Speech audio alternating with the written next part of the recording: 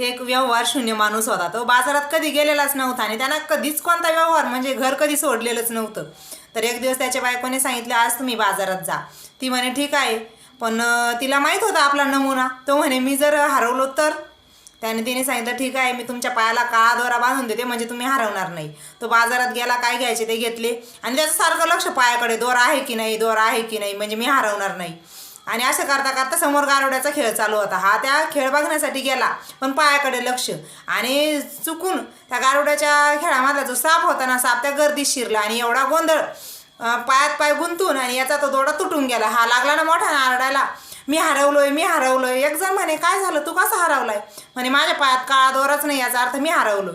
हो, हा जोक नाही, सांगायचा तात्पर्यच की त्याचप्रमाणे आत्मा हा आपण आहे आणि हा देह त्याला बांधलेला काळ्या दोऱ्याप्रमाणे आहे. हा दोरा हरवू शकतो पण हा आत्मा म्हणजे आपण कधी